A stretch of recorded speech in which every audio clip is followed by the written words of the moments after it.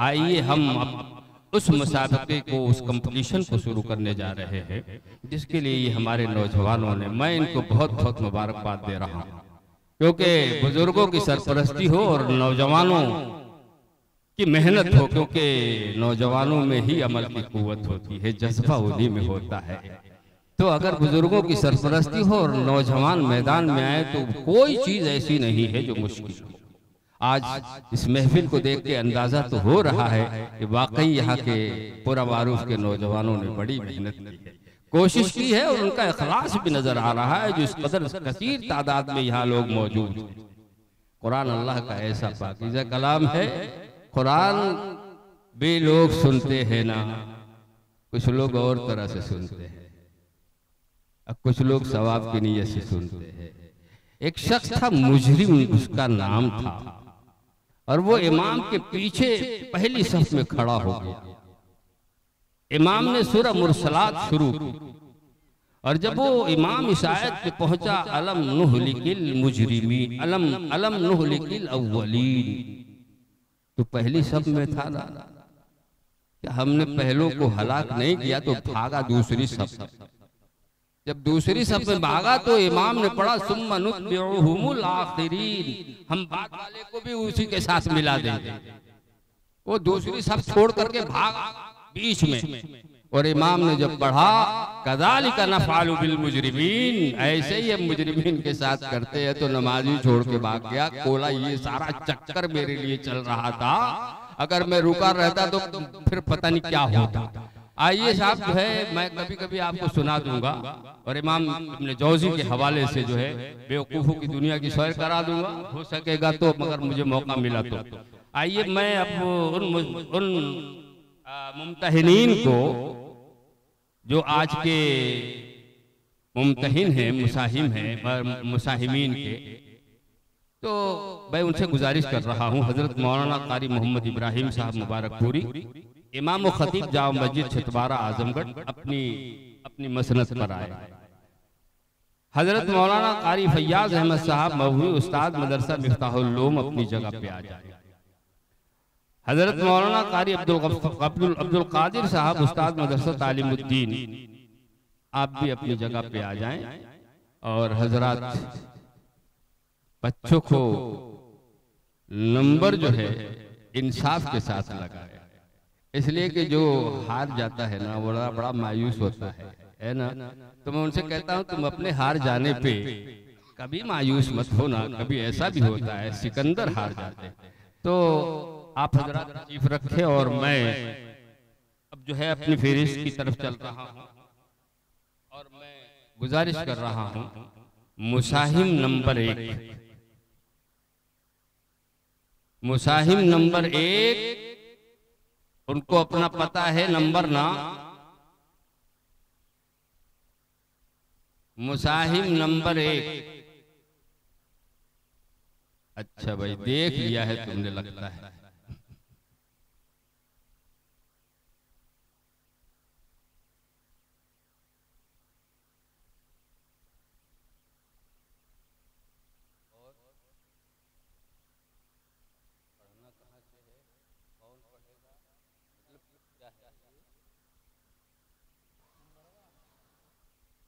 इनको कोई आयत दी जाएगी या खुद अपनी मुंतखब आयत पढ़ेंगे?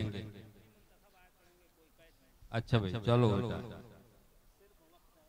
7 मिनट का वक्त है, जहन में रखना, घंटी बज जाए तो आगे मत पढ़ना, नहीं कहीं गलती कर जाओगे नंबर कट जाए। हाँ, आयत पूरी कर ले।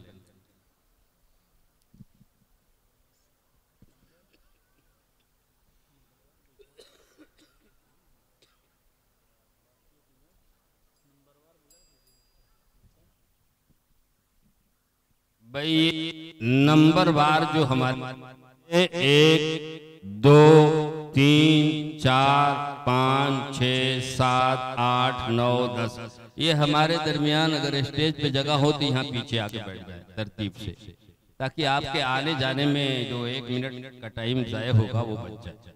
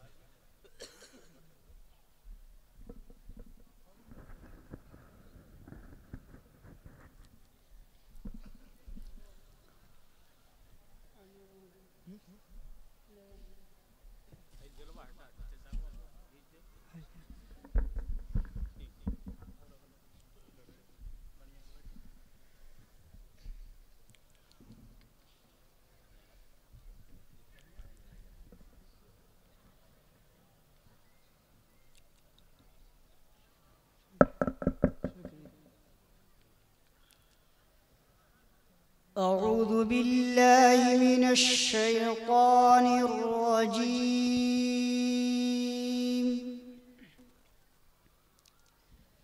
بسم الله الرحمن الرحيم.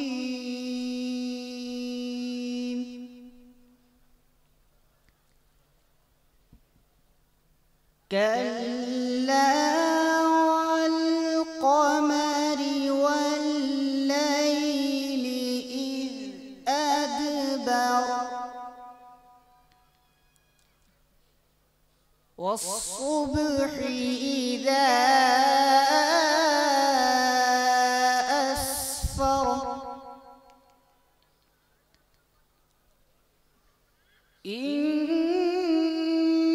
إنها لإحدى الكبر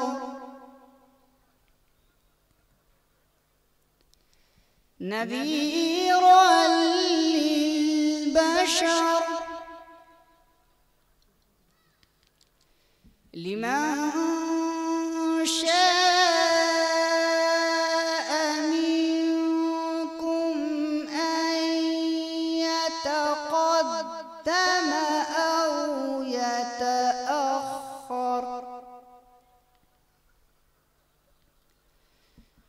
كل نفس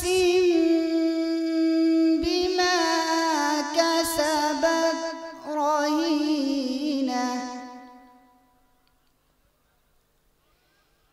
إلا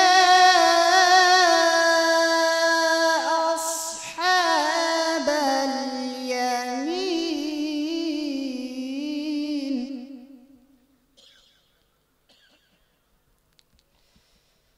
بسم الله الرحمن الرحيم. كلا والقمر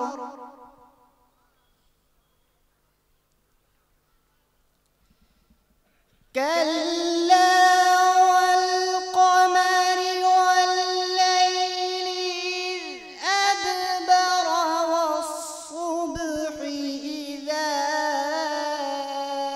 أسفر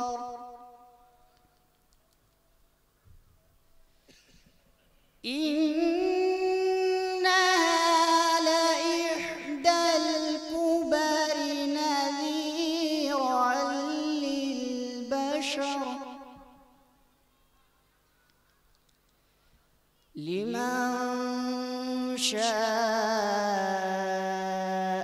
منكم أن يتقدم أو يتأخر كل نفس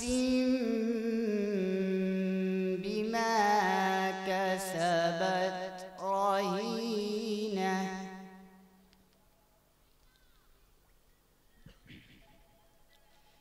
كل نفس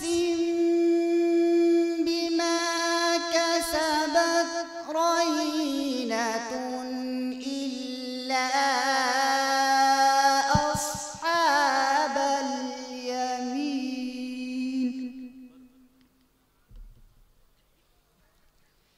في جنات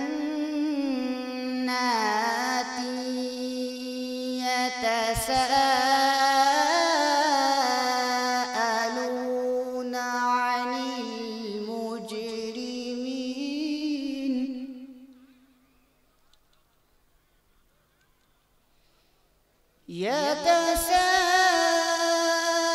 يتساءلون عن المجرمين ما سلككم في سقر قالوا لم نك من المصلين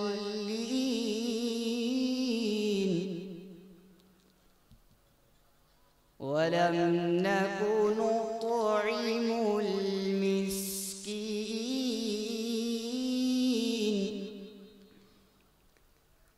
وكنا نخوض مع الخائضين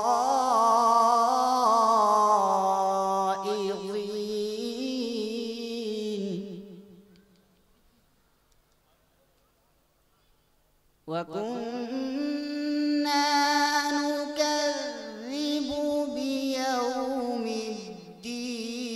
हत्ता अतानल यक़ीन।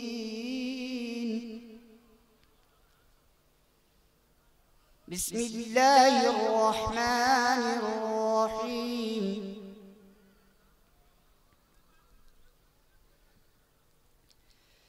बिस्मिल्लाहिर्रहमानिर्रहीम।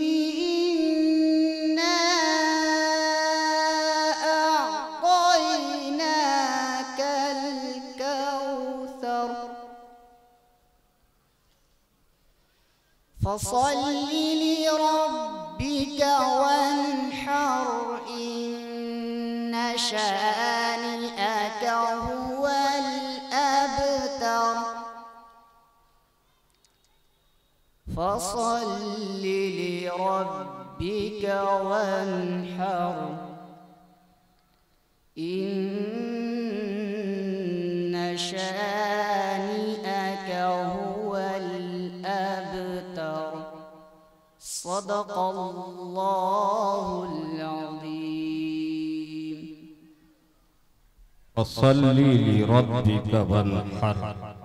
हज़रात, अगर किसी शख्स ने, इसके माने आते हैं कि अपने रब के लिए नमाज पढ़ी और कुर्बानी की। लेकिन अगर किसी ने स्वाद के बजाय सीन से कह दिया फसल्ली, तो इसके माने आते हैं तलवार सूखने।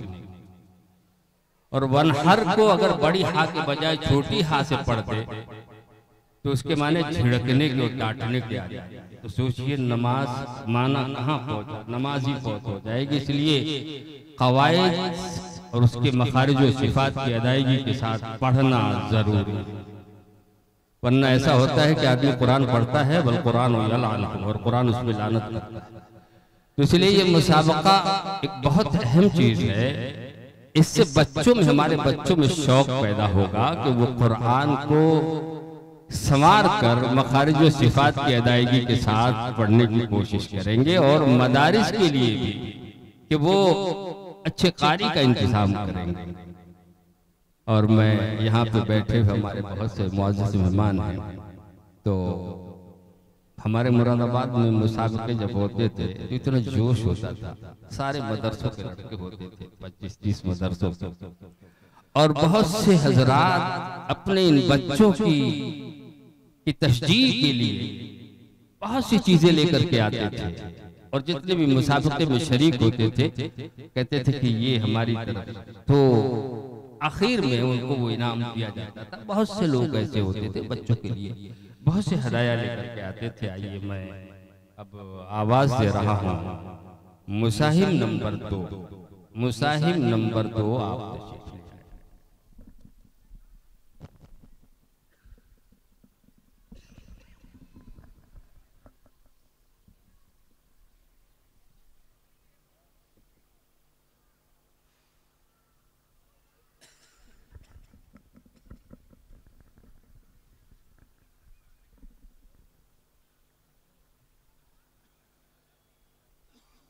أعوذ بالله من الشيطان الرجيم.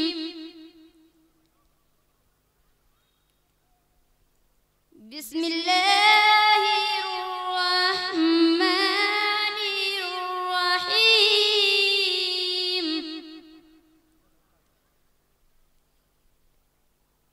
ومن أحسن قولا ممن دعا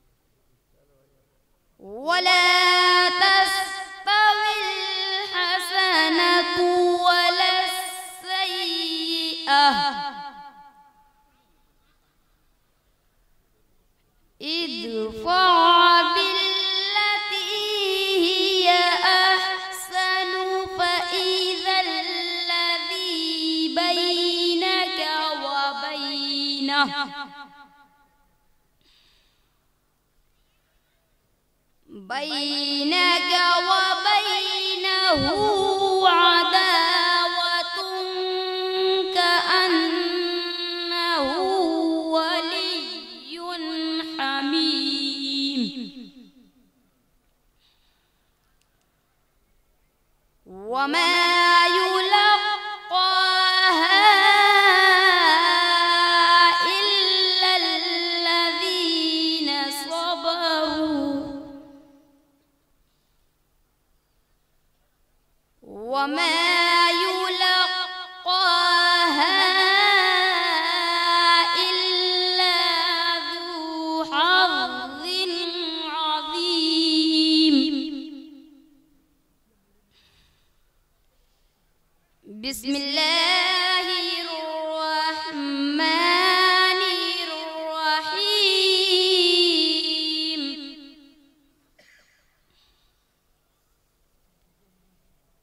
قل هو الله أحد الله الصمد لم يلد ولم يولد ولم يكن له كفوا أحد لا إله إلا الله والله أكبر ولله الحمد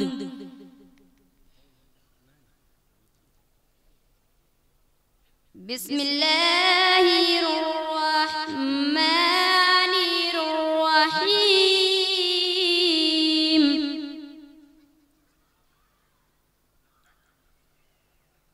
قل أعوذ برب الناس ملك الناس إله الناس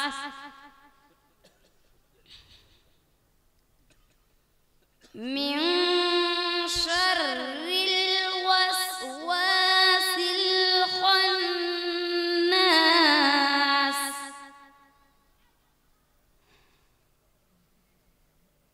الذي يوسوس في صدور الناس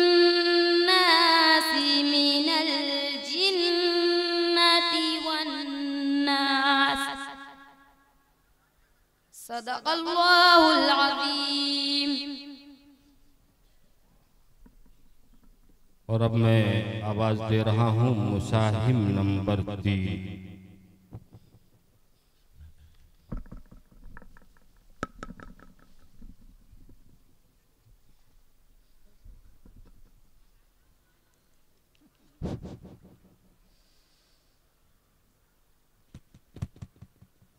أعوذ بالله من الشيطان الرجيم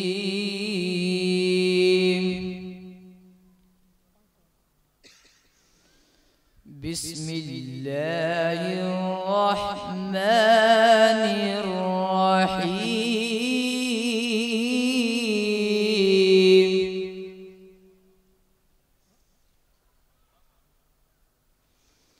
يا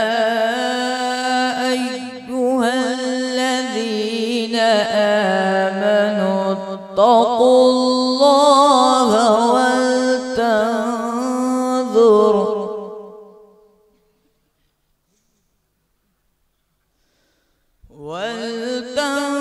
ولتنظر نفس ما قدمت لغد واتقوا الله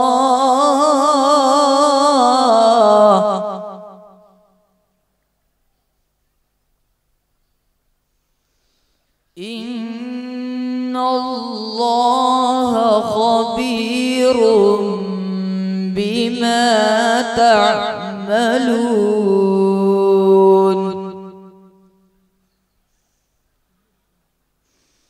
ولا تكونوا كالذين نسوا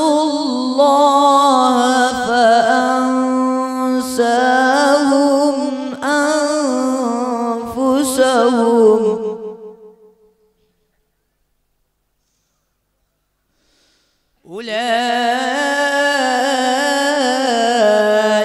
هم الفاسقون.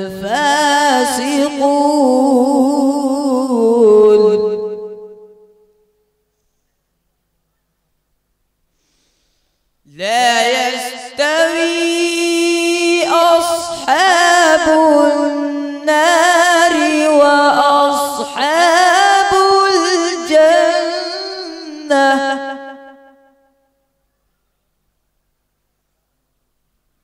أصحاب الجنة هم الفائزون.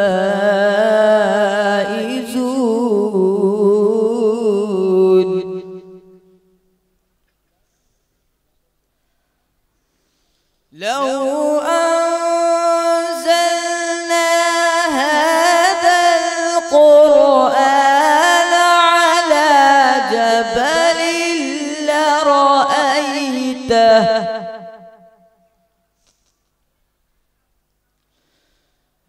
لرأيته خاشعا متصدعا من خشية الله.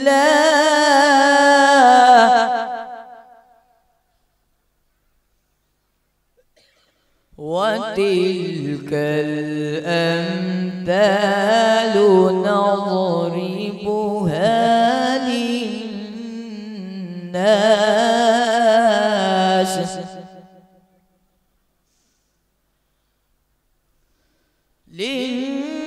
للناس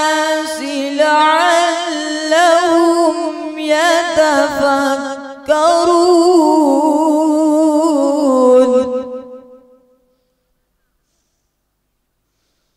والله الذي لا إله إلا هو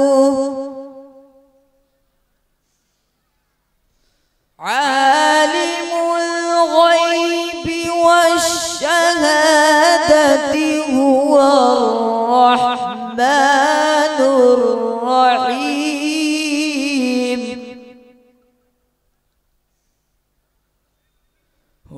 والله الذي لا إله إلا هو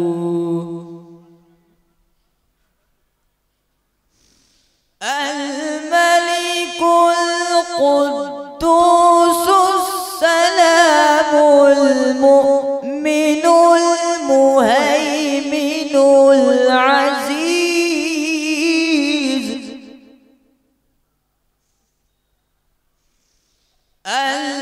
المهيمن العزيز الجبار المتكبر. سبحان الله عما يشركون.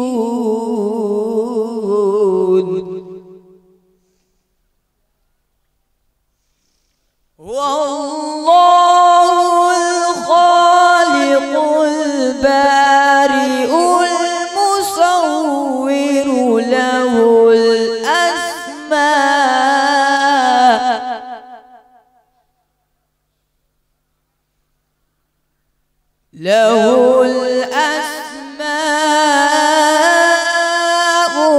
الحسنى يسبح له ما في السماوات والأرض وهو العزيز الحكيم. صدق الله العظيم. अल्लाह की तस्बीह तो आसमान और ज़मीन की सभी चीजें। ये बात अलग है कि हम उस तस्बीह को नहीं सुनते। ये अल्लाह की हिकमत की बात है। अगर वो तस्बीहात, अगर वो कंकर पत्थर लकड़ियाँ अगर उनकी आवाज़ को आप सुन लेते और सुनते तो शायद आपकी ज़िंदगी जो है एक अजाब बन जाती। इसलिए अल्लाह ने इनकी तस्बीहात को पोशीदा रखा है।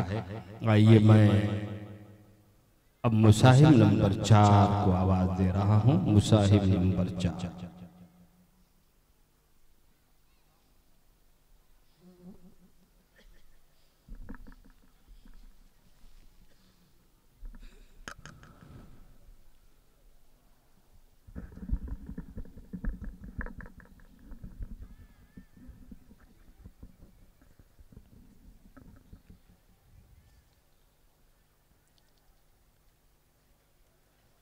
أعوذ بالله من الشيطان الرجيم.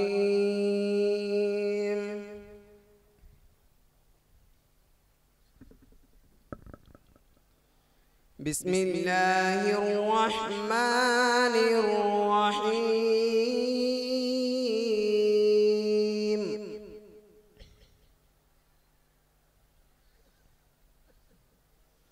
وما خلقت الجن والإنس إلا ليعبدون.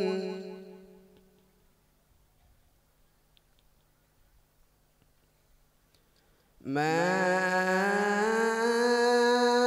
أريد منهم من رزق وما أريد أن يطعمون.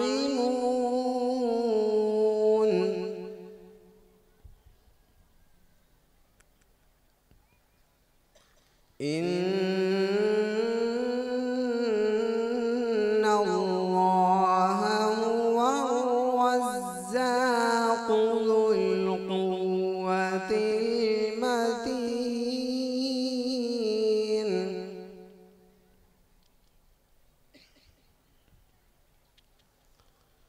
وما خلقت الجن والإنس إلا ليعبدون.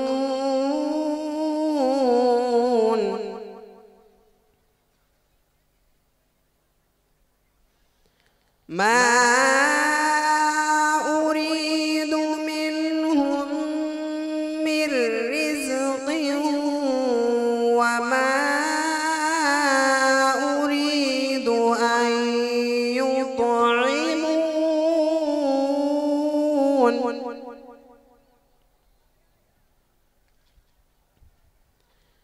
إن الله هو الرزاق ذو القوة المتين.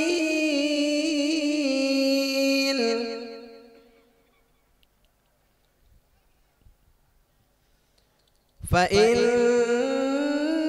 للذين ظلموا ذنوبا مثل ذنوب أصحابهم فلا يستعجلون.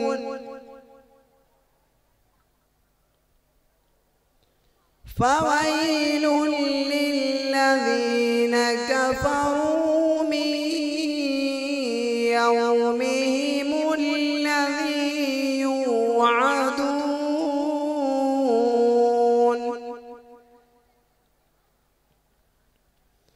فويل للذين كفروا من يومهم الذي يوعدون.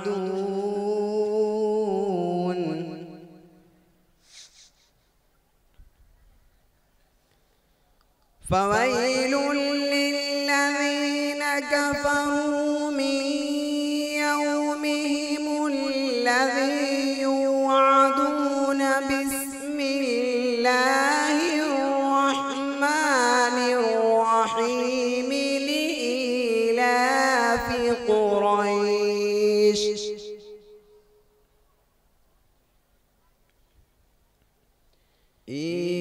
إيلافهم رحلة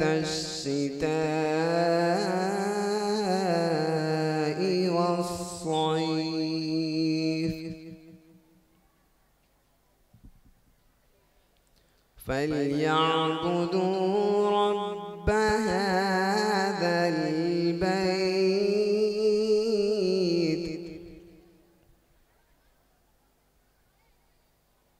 الذي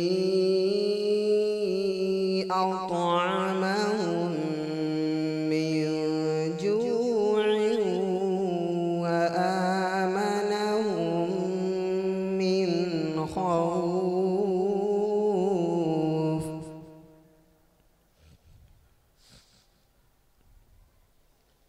بسم الله الرحمن الرحيم. لإيلاف قريش إيلافهم رحلة الشتاء والصيف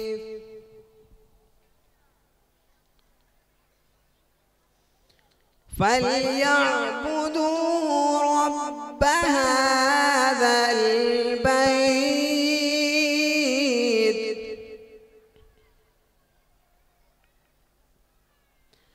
الذي أطعمهم من جوع وآمنهم من خوف.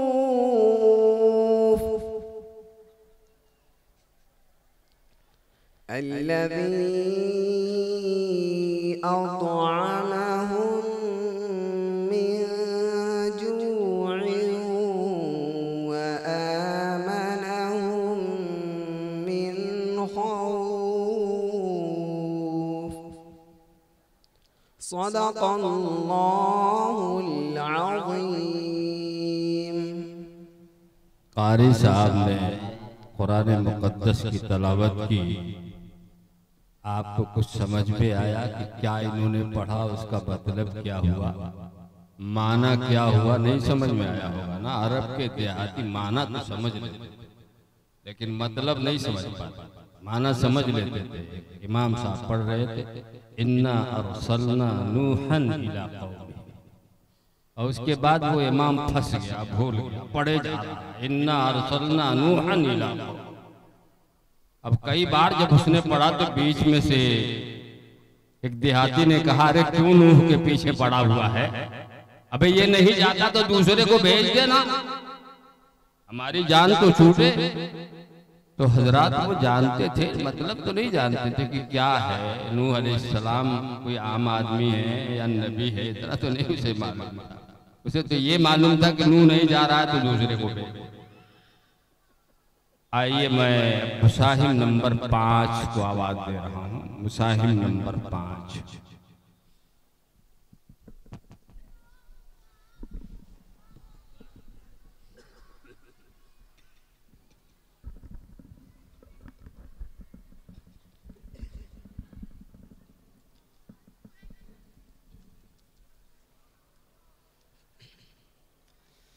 أعوذ بالله من الشيطان الرجيم.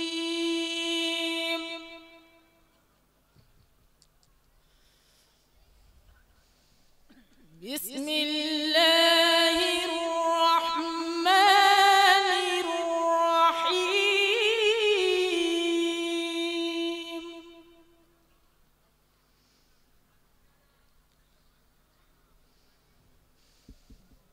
ولقد خلقناكم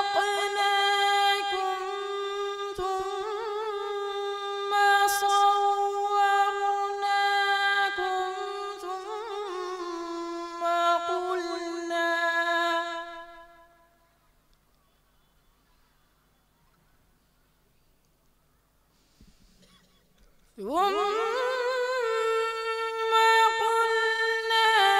للملائكة اسجدوا لآدم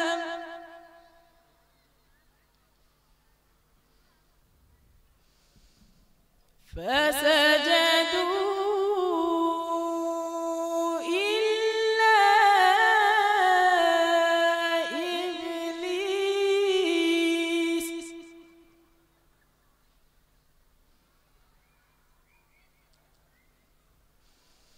لم يكن من الساجدين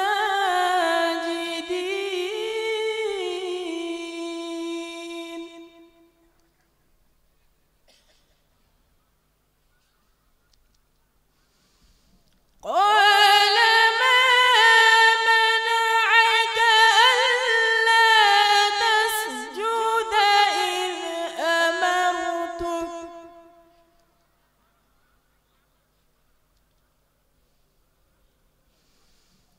قال أنا خير منه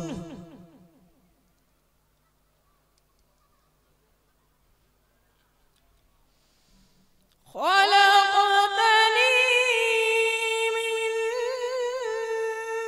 نار وخلقته من طين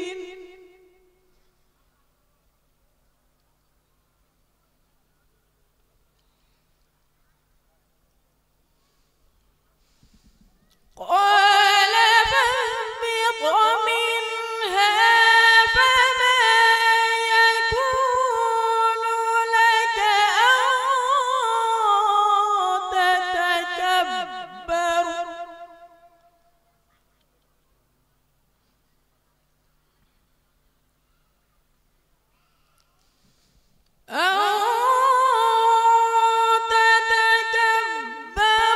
فيها فاخرج إنك من الصاغرين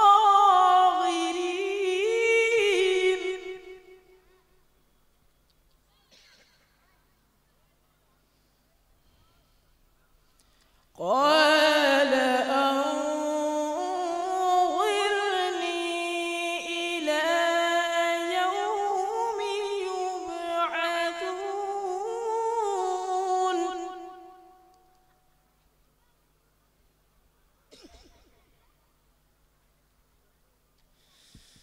قال إنك من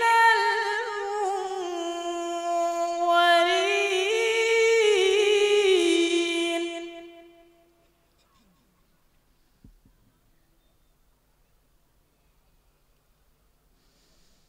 قال فبما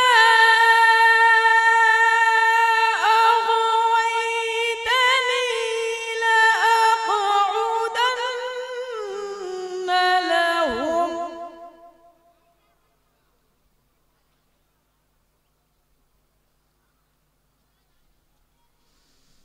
لأقعدن لهم صراطك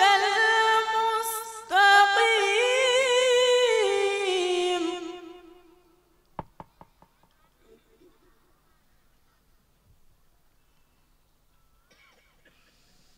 ثم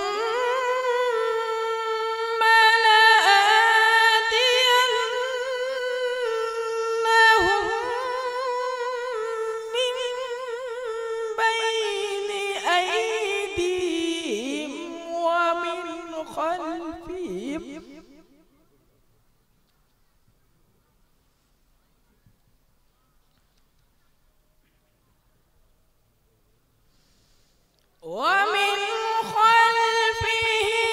وعن أيمانهم وعن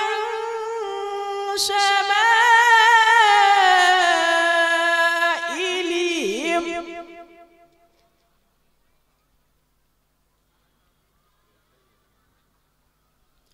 ولا تجد أكثرهم شاكرين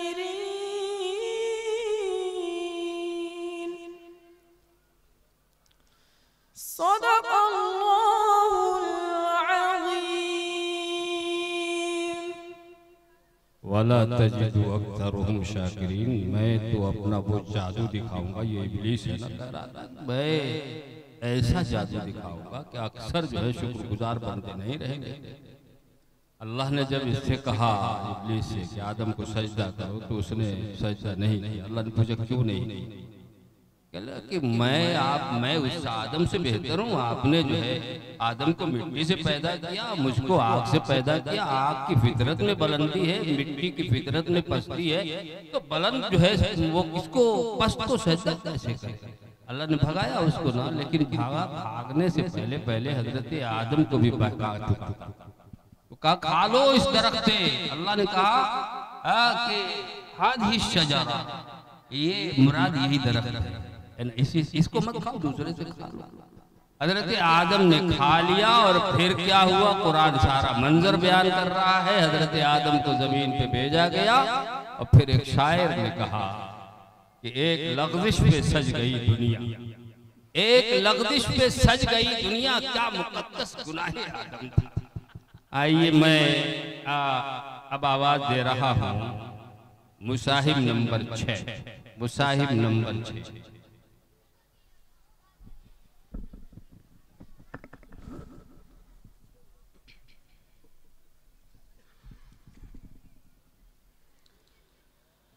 أعوذ بالله من الشيطان الرجيم.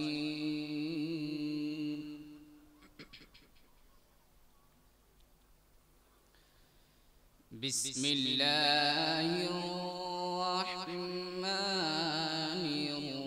الرحيم.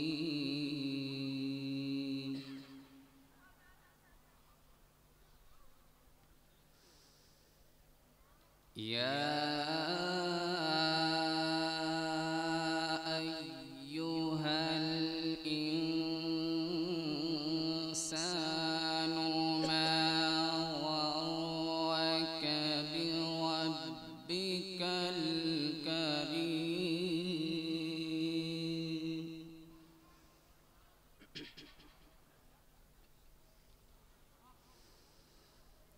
الذي خلقك فسواك فعدلك في أي صورة ما شاء ركبك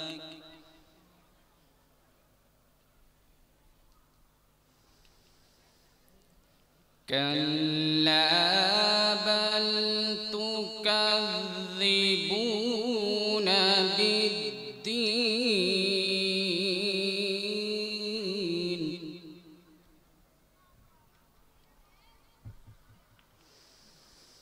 وإن عليكم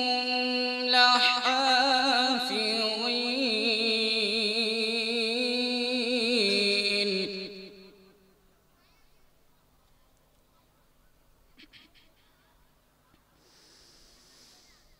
كلا بل تكذبون بالدين وإن عليكم لحافظين كراما كاتبين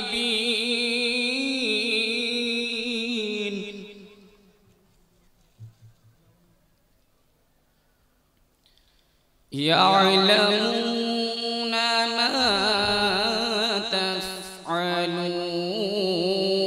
تفعلون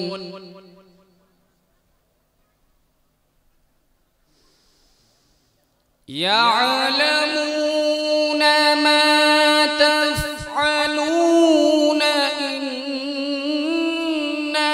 الأبرار لفي نعيم وإن الفجار لفي جحيم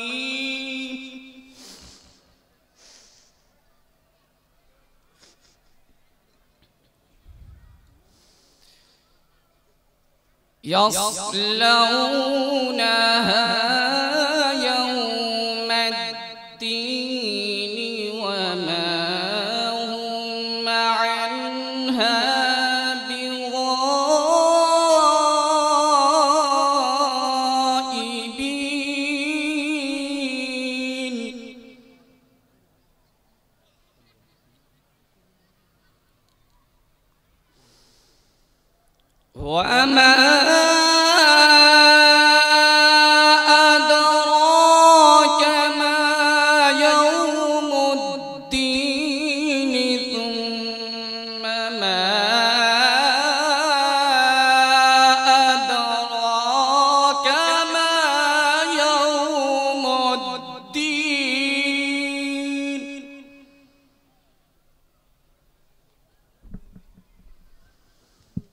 यौम ला तमलिकु नफ्सुन लिनफ्सिन शैआ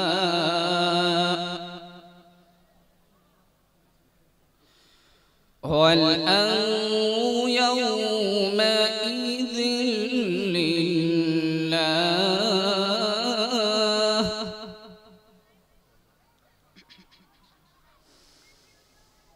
यौम ला तमलिकु नफ्सुन लिनफ्सिन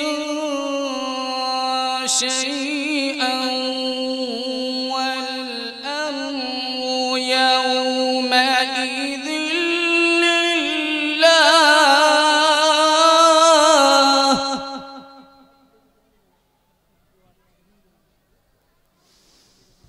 बिस्मिल्लाहिर्रहमानिर्रहीम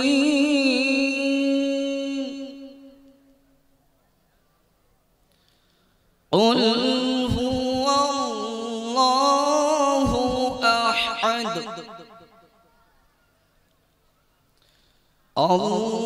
अल्लाहुस समद लम यलिद वलम यूलद वलम यकुन लहु कुफुवन अहद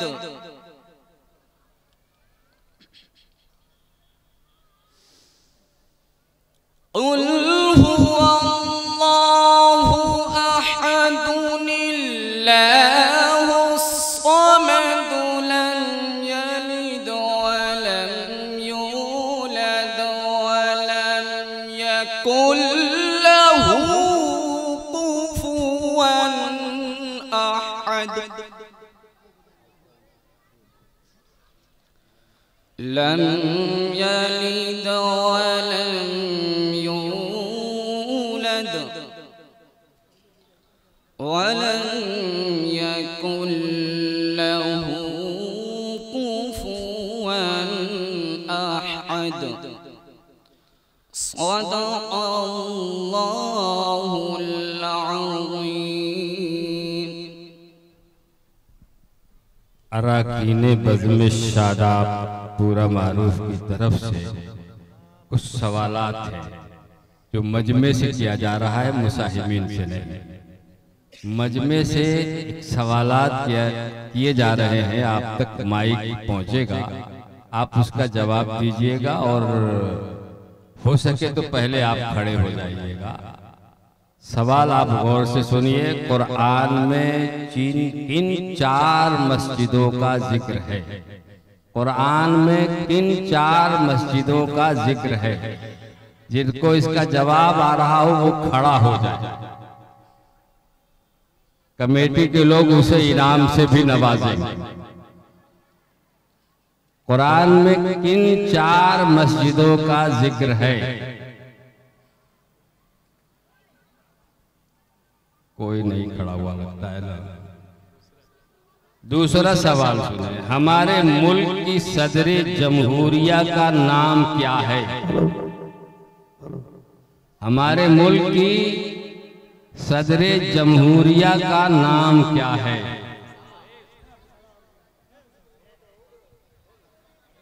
अरे भाई देखो, अल्लामा जाहिद जो है, मैं समझता हूँ सबसे बड़ा अदीब गुजरा है। एक बहुत काली कलोटी औरत को उसने देखा तो बोला वईदल वहूश हुशिरत। अब जब ये वहशी जमा किए जाएंगे तो जिस औरत को उसने कहा था, उसने कहा क्योंकि ये भी बड़ा बदसूरत था, इतना बदसूरत था कि एक औरत जो है एक मुसव्विर के पास गई और कहने लगी कि जरा शैतान की सूरत बना दो। उसने कहा भाई शैतान की सूरत तो लेके आओ तभी तो बनाऊंगा। तो एक दिन बाजार में उसको ये जाहिज मिल गया। कहने लगे भाई 2 मिनट का आपसे मेरा काम है और सिर्फ आप ही से वो काम भी होगा, आप मेरे साथ चले बराए मेहरबानी। वो चला गया। और मुसव्विर के आगे खड़ा करके उसने कहा हा कज़ा, और उसके बाद वो भाग गया। अब ये सोच रहा है 2 मिनट का काम था और हा कज़ा कहने से कैसे हल हो जाएगा 30 जैसे। तो ये बड़ा हैरान हुआ, जाहिज कहने लगा उससे मुसव्विर से कि भाई मसला क्या है कि हा कज़ा कहने से जो इसका मसला हल हो गया। जब इसरार किया तो उसने कहा कि ये बहुत दिन से मेरे सर थी शैतान की सूरत बना। मैंने कहा भाई कोई शैतान लेके आओगे जब भी तो बनाऊंगा, तो तुम्हें लेके आया।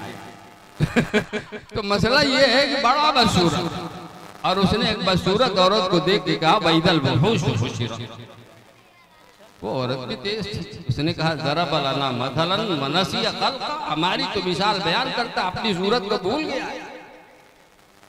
तो भाई आइए अब इसके बाद जवाब दो भाई। द्रौपदी मुर्मू। जवाब तो ठीक है भाई तुम्हारा।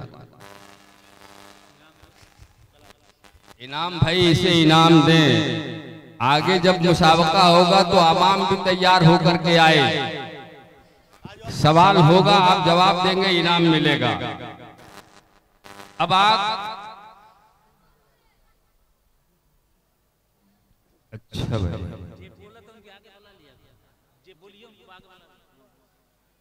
हो गया ये काम। कुरान पाक की दुल्हन किस सूरत को कहा जाता है? अरे भाई तुमने तो इतना जोर से बोल दिया कि दूसरे भी जान जाएंगे।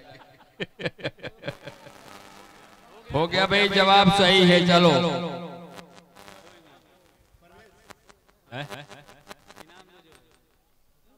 हजरत उमर। अच्छा थोड़ा देर हंसने के लिए छोड़ा जाएगा।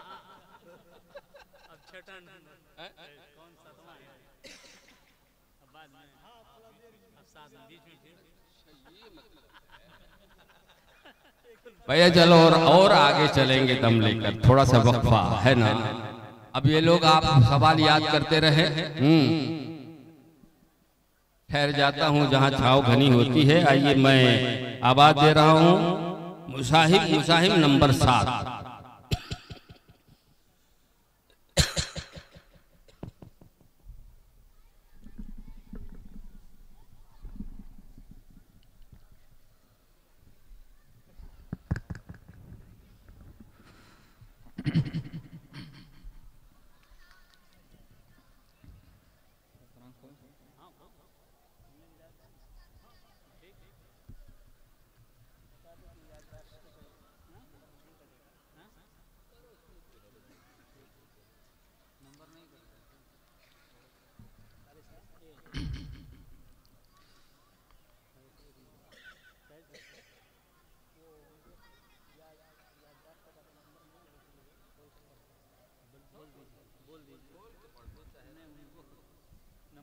भाई याददाश्त का कोई नंबर नहीं, उनके पास तो तजवीर का है। याददाश्त का मसला ही खत्म हो गया, बोलने की भी कोई जरूरत नहीं। अऊज़ु बिल्लाहि मिनश शैतानिर रजीम।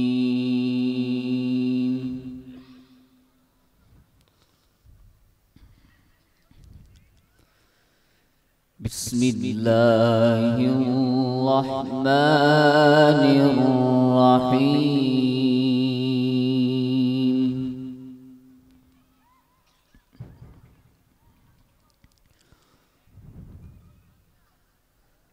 मा काना अलन नबिय्यि मिन हरजिन फीमा फरदल्लाहु लहु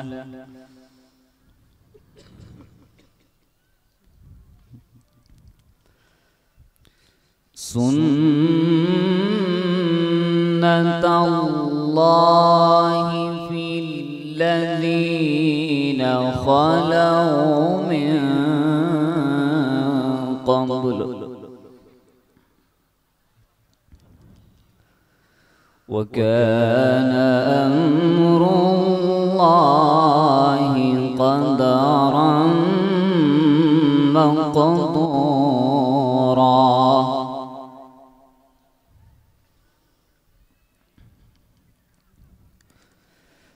الذين يبلغون رسالات الله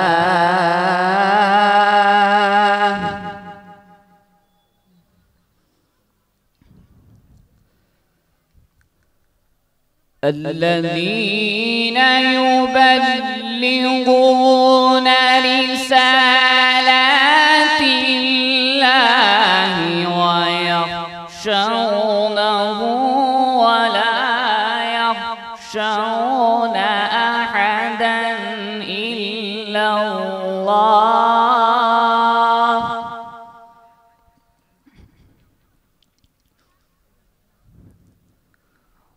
وكفى بالله حسيبا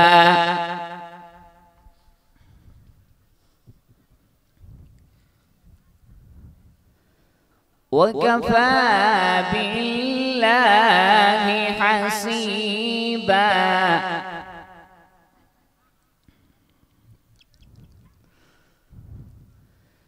ما كان محمد أبا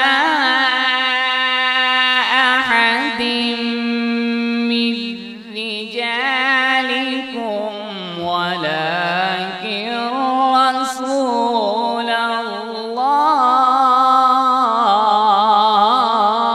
الله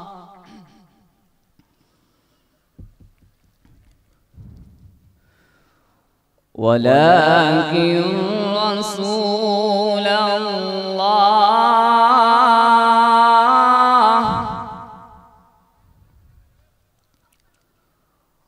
وخاتم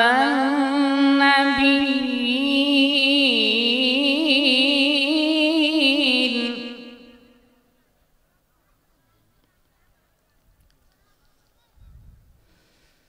ولكن رسول الله وخاتم النبيين وكان الله بكل شيء عليما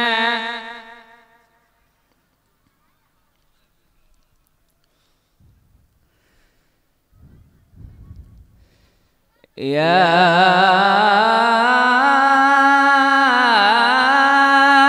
أيها الذين آمنوا اذكروا الله ذكرا كثيرا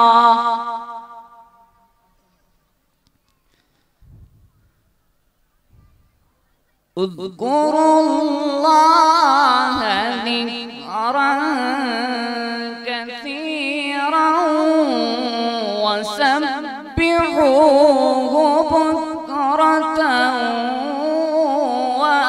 وأصيلا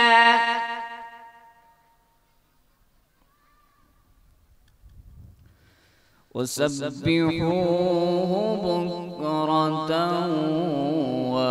وأصيلا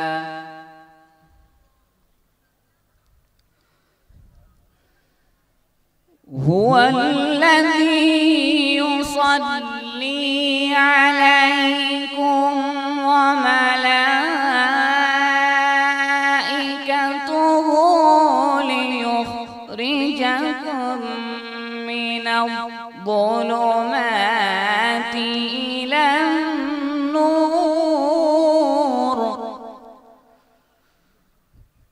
وكان بالمؤمنين رحيما وكان بالمؤمنين رحيما تحيتهم يوم يلقونه سلام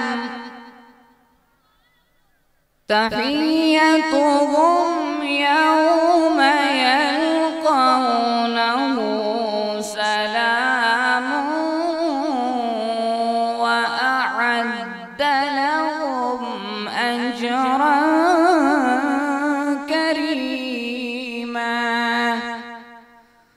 सदक़ल्लाहुल अलीयुल अज़ीम। मा काना मुहम्मदुन अबा अहदिम मिर रिजालिकुम वलाकिन रसूलुल्लाहि व खातमन नबीय्यीन। हज़रत टुकड़ा मैं आपको इसकी तरफ इशारा करूँ, वाक़या तो लंबा है कि हज़रत ज़ैद इब्ने हारिसा जो हुज़ूर पाक अलैहिस्सलातु वस्सलाम पे फिदा थे, गिरफ्तार होकर के आए थे, वालिद उनके आए फिदिया देकर ले जाने के लिए। आपने फरमाया कि मैं हारिसा ज़ैद को बुला देता हूँ, आप उसकी मर्जी मालूम कर लो, उसको इख्तियार है। तो बुलाया, बाप ने कहा, चचा ने कहा कि घर चलो, गुलामी की जिंदगी कोई अच्छी थोड़ा होती। उसने कहा कि जी मैं तो घर नहीं जाऊंगा, मैं यहीं रहूंगा। उसके बाद हुजूर पाक अलैहिस्सलातु वस्सलाम हज़रत ज़ैद को लेकर के खाने काबा में गए और कुरैश के सामने ये ऐलान किया कि ज़ैद मेरा बेटा है। फिर एक मोड़ आया कि जब हुजूर पाक अलैहिस्सलातु वस्सलाम ने ज़ैनब बिन्त जहश से शादी, क्योंकि सबसे पहली शादी ज़ैद से ज़ैनब बिन्त जहश की हुई थी। तो ज़ैद ने जब तलाक दे दिया तो हुजूर पाक अलैहिस्सलातु वस्सलाम ने ज़ैनब बिन्त जहश से शादी की। और ये शादी तो अल्लाह ने आसमान पे की थी, दुनिया में निकाह नहीं हुआ था, अल्लाह ने खुद किया था। और इतना शानदार वलीमा हुजूर पाक अलैहिस्सलातु वस्सलाम ने कहा था, किया था कि किसी बेटी का, किसी बीवी का नहीं ऐसा किया है। बहरहाल एक तफसील है, मैं इसकी तरफ नहीं जा रहा हूँ।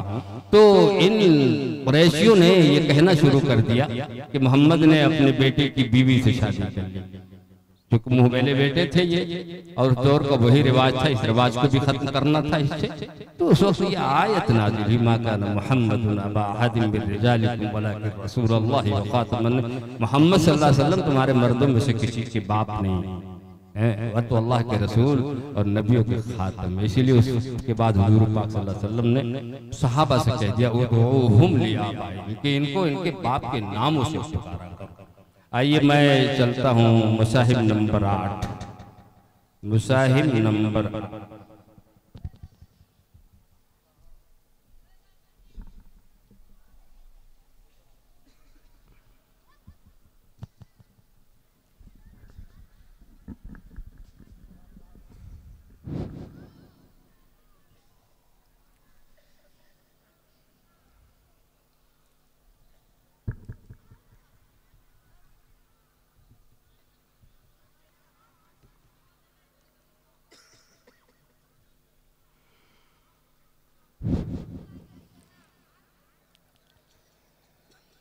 أعوذ بالله من الشيطان الرجيم.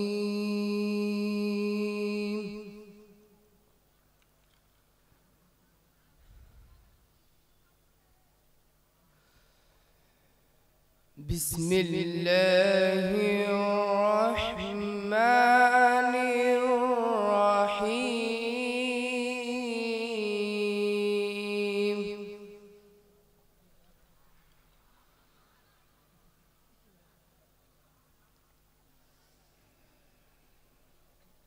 يا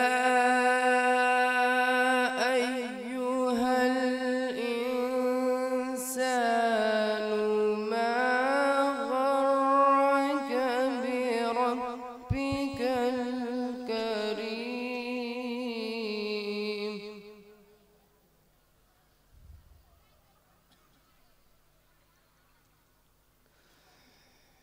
الذي خلقك فسواك فعدلك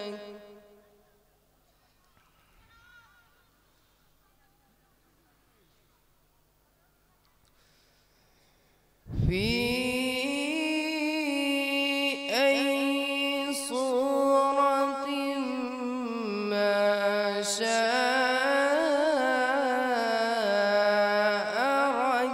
ركبك.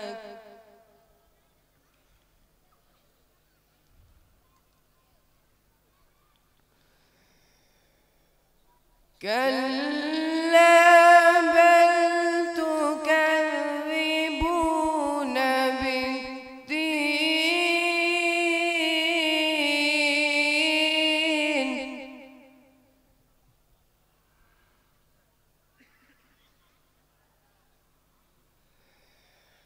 وإن عليكم لحافظين كراما كاتبين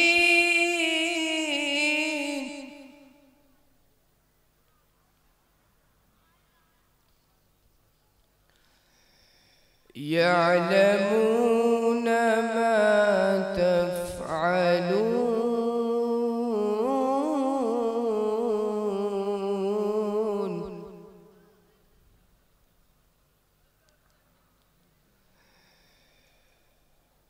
إن الأبرار لفي نعيم وإن الفجار لفي جحيم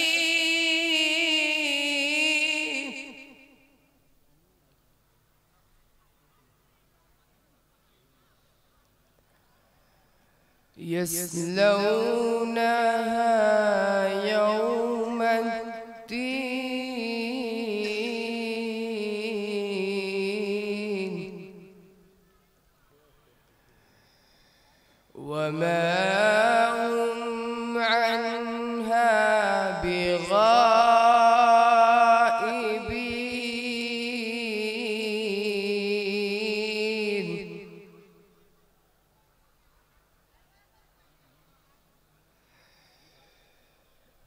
وما أدراك ما يوم الدين ثم ما أدراك ما يوم الدين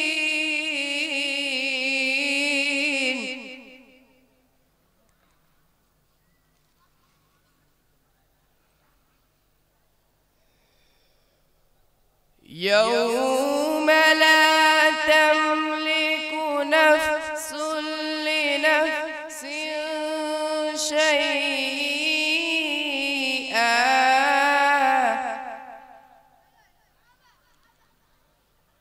والأمر يومئذ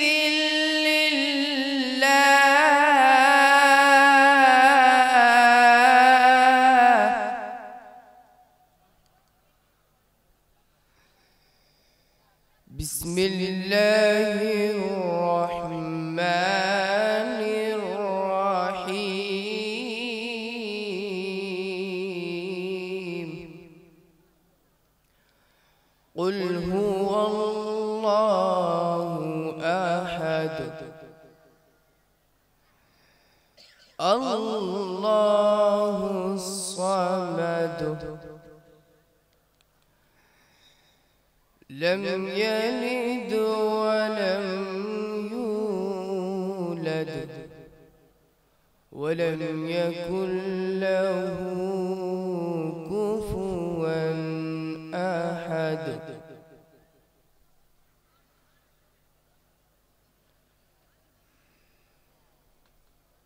قل هو الله أحد الله الصمد لم يلد ولم يولد ولم يكن له كفوا أحد لم يلد ولم يولد ولم يكن له كفوا أحد صدق الله العظيم भाई एक बात आप लोगों से पूछता हूँ, जो लोग बैठे हुए अदब से ये समझदार है या जो लोग खड़े हुए हैं ये समझदार? मैं इनसे भी पूछ रहा हूँ जो खड़े हैं। आप हो सकता है समझदार हो लेकिन समझदारी का सबूत आप नहीं पेश कर रहे हैं। पेश करें आप ही ने ये महफिल सजाई है और आप ही की आवाज पे यहाँ सारे लोग आए हुए हैं। अब एक सवाल मैं आप हजरात सबसे पूछ रहा हूँ, मामूली सा सवाल है, और ये सवाल जो है मैंने 13 नवंबर को दिल्ली में मदरसा तजवीजुल कुरान के बच्चों से मैंने किया था। वहाँ पे हिफ्ज के 300 बच्चे पढ़ते हैं, वो सिर्फ हिफ्ज की तालीम। मैंने उनसे पूछा ये बताओ सूरह बकरा बड़ी है या सूरह फील? आप बताएं सूरह बकरा बड़ी है या सूरह फील? अरे मामूली सा सवाल है भाई, बता दो सूरह बकरा बड़ी है या सूरह फील? हाँ देखो ये बच्चे ने, छोटा बच्चा है, इसने बताया सूरह बकरा जो है ये बड़ी है और सूरह फील जो है तो कुल 5 आयत ही है। अच्छा एक बात और सुने, बकरा के माने गाय और बैल के आते हैं और फील के माने हाथी के आते हैं। बताओ दोनों में कौन बड़ा है? हाथी। हाँ हाथी बड़ा है। तुम जो देहाती वाले हो,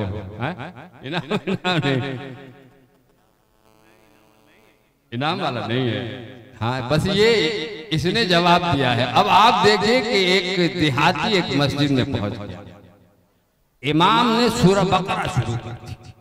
अब सूरह बकरा 2.5 पारे पे, और उसको बहुत जल्दी थी, उसको मकसद भी उसका फौत हो रहा था। कहने लगा यार ये सूरह बकरा इसने शुरू कर दिया है, ये तो आधे दिन तक ले जाएगा। भाग गया, समझा। दूसरे दिन पहुंचा तो इमाम ने सूरह फील शुरू कर दी। बोले भाई बकरा तो छोटा, गाय और बैल था, फील तो बहुत बड़ा, आज तो रात तक ही निमटेगा, पहले नहीं निमट पाएगा। भाग गया नमाज छोड़ छाड़ के। आइए अब मैं आवाज दे रहा हूं मुसाहिब नंबर 9। मुसाहिब नंबर 9।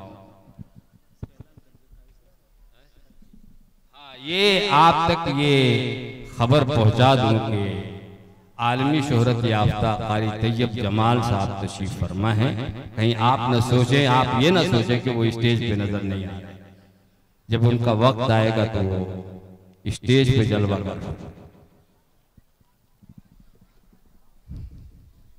अस्सलामु अलैकुम व रहमतुल्लाहि व बरकातुहू।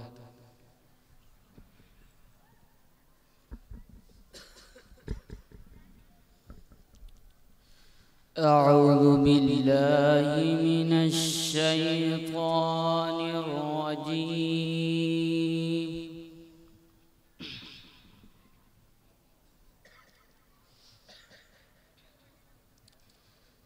बिस्मिल्लाहिर रहमानिर रहीम।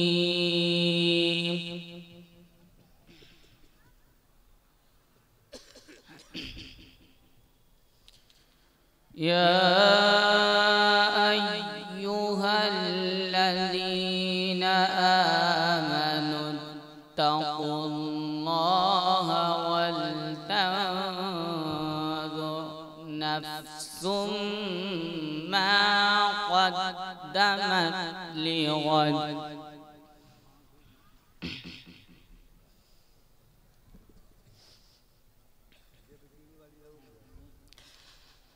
वत्तक़ुल्लाह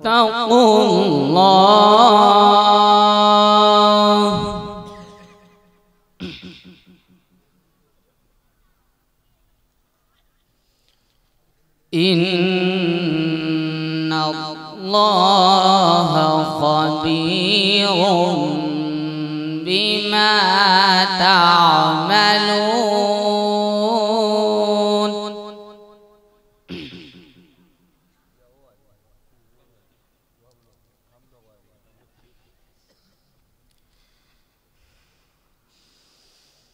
वला तकूनू कल्लज़ीना नसुल्लाह फ़अंसाहुम अनफुसहुम।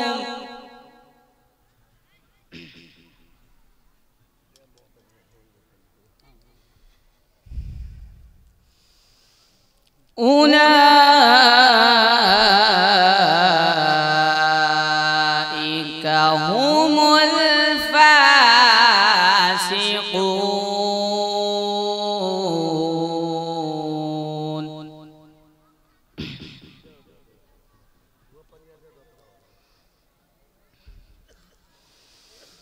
لا يستوي أصحاب النار وأصحاب الجنة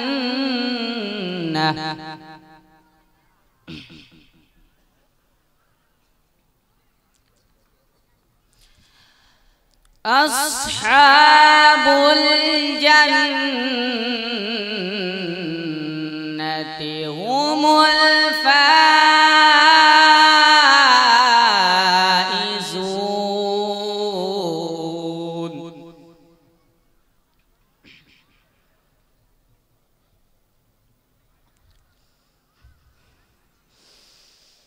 لو أنزلنا هذا القرآن على جبل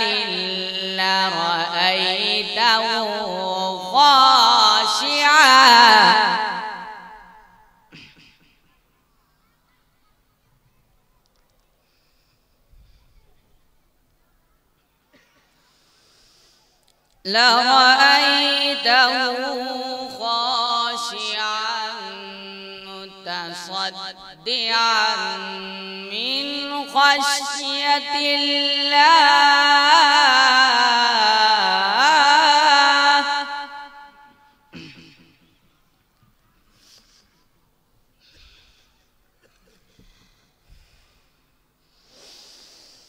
وتلك الأمثال نضربها للناس لعلهم يتفكرون.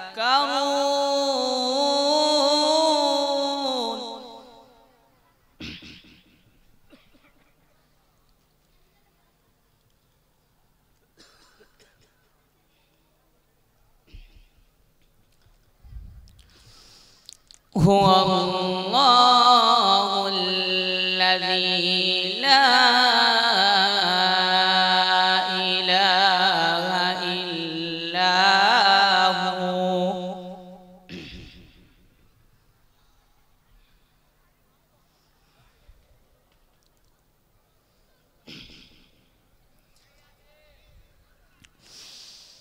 عالم الغيب والشهادة هو الرحمن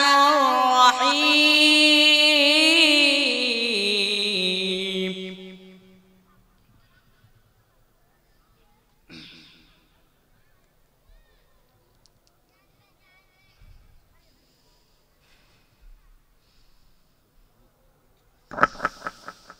هو الله الذي لا إله إلا هو الملك القدوس السلام.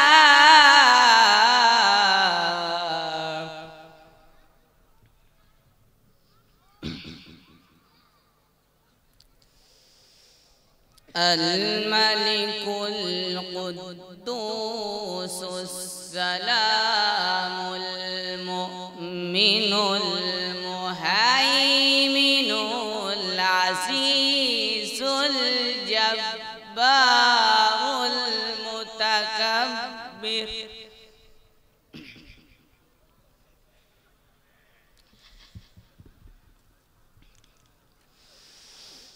سبحان الله عما يشركون.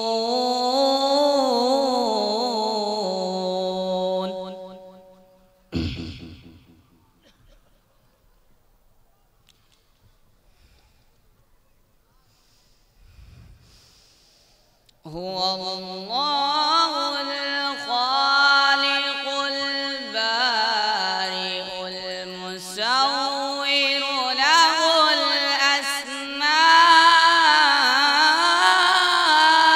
الحسنى.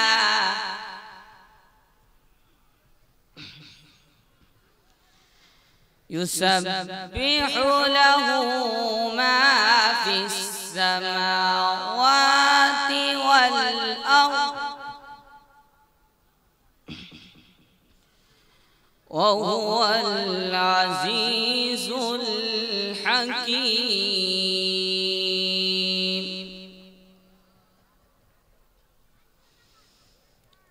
सदक़ल्लाहुल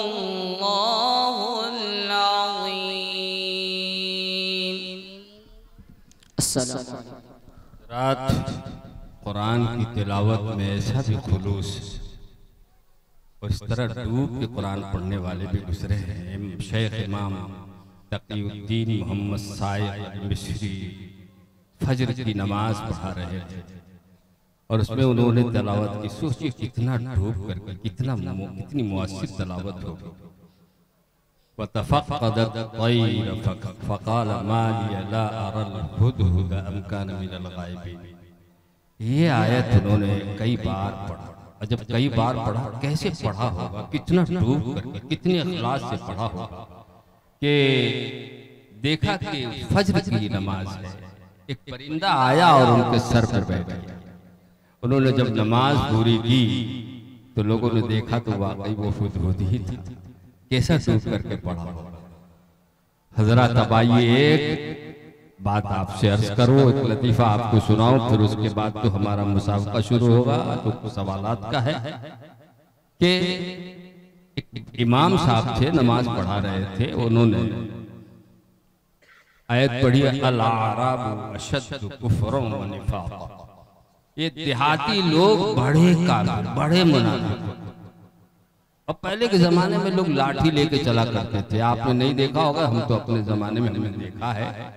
वो लाठी लेकर के चला करते थे। हज़रत मूसा अलैहिस्सलाम भी लाठी लेकर के चला करते थे। अल्लाह ने पूछा वमा तिल्का बियमीनिका या मूसा, ऐ मूसा तुम्हारे दाहिने हाथ में क्या है? तो उन्होंने कहा या आसा, ये मेरी लाठी है। यतवक्कउ अलैहा व अहुश्शु बिहा अला गनम, इस पे मैं टेक लगाता हूँ, अपनी बकरियों के लिए पत्ते झाड़ता हूँ। वली फीहा मारिब उखरा, और इससे दूसरी जरूरतें भी पूरी करता हूँ। तो वो भी लाठी लेके चलते थे। पहले के जमाने में गाँव के लोग भी लाठी लेके चलते थे। अब जब इमाम ने तिलावत की अल-अराबु अशद्दु कुफ्रन व निफाक़ा, ये देहाती जो है बड़े काफिर, बड़े मुनाफिक होते हैं। तो देहाती को जो मुक्तदी था उसने उठाई लाठी और मारा इमाम के सर पे एक लाठी। अब जब मारा तो उसके बाद अगली आयत उसने पढ़ी वो मिनल अराबि व युमिनु बिल्लाहि वल यौमिल आखिर। कर कुछ देहाती ऐसे भी हैं जो अल्लाह और यौम आखिरत में ईमान रखते हैं। कहता है मेरी लाठी का कमाल आ गया ना, एक ही लाठी में सही रास्ते पर। आइए मैं इसके बाद जो है मुसाहिब नंबर 10 को आवाज दे रहा हूँ। मुसाहिब नंबर 10।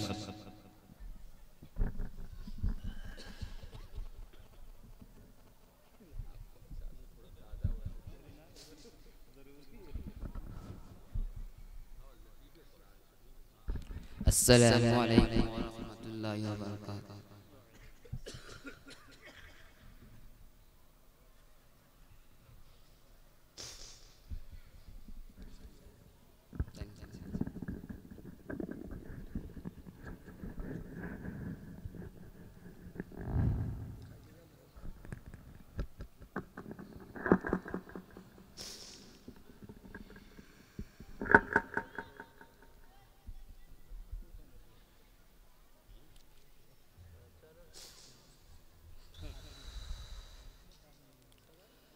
अऊज़ु बिल्लाहि मिनश शैतानिर रजीम।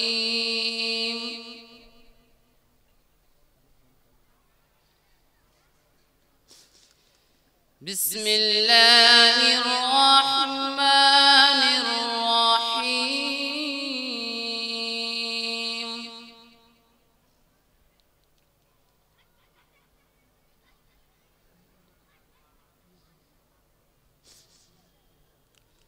ला यस्तवी अस्हाबुन नारि व अस्हाबुल जन्नह।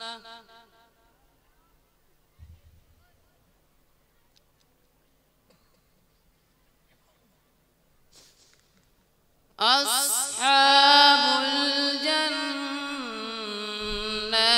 हुमुल फाइज़ून।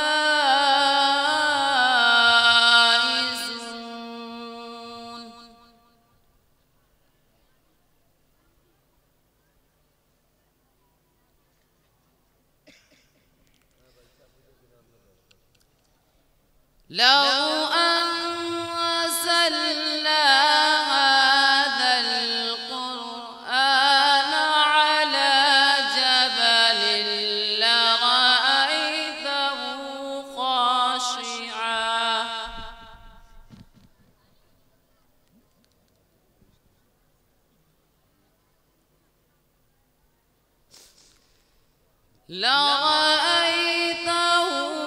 خاشعا متصدعا من خشية الله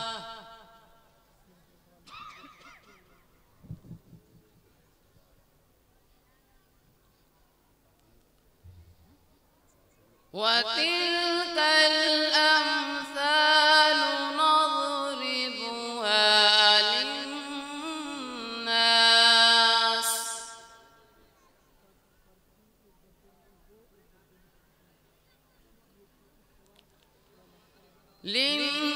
للناس لعلهم يتفكرون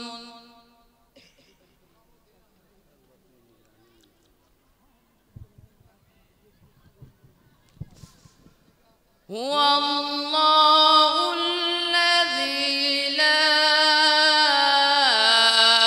إله إلا هو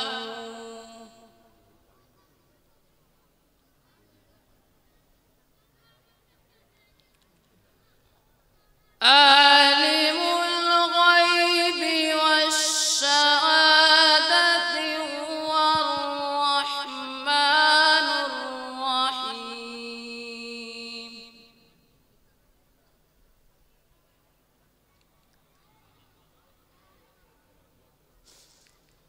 هو الله الذي لا إله إلا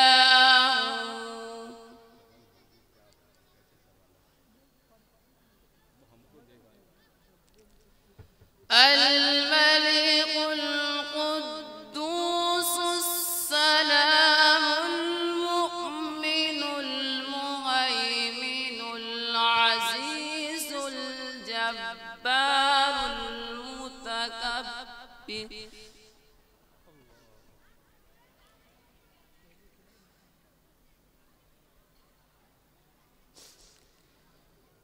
سبحان الله عما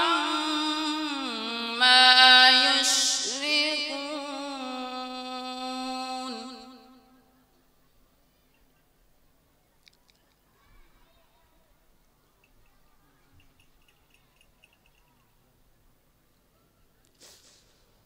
هو الله الخالق البارئ المصور له الأسماء الحسنى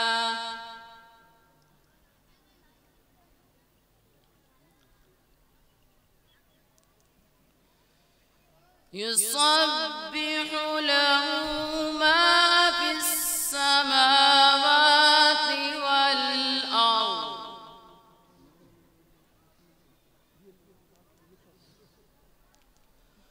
وهو العزيز الحكيم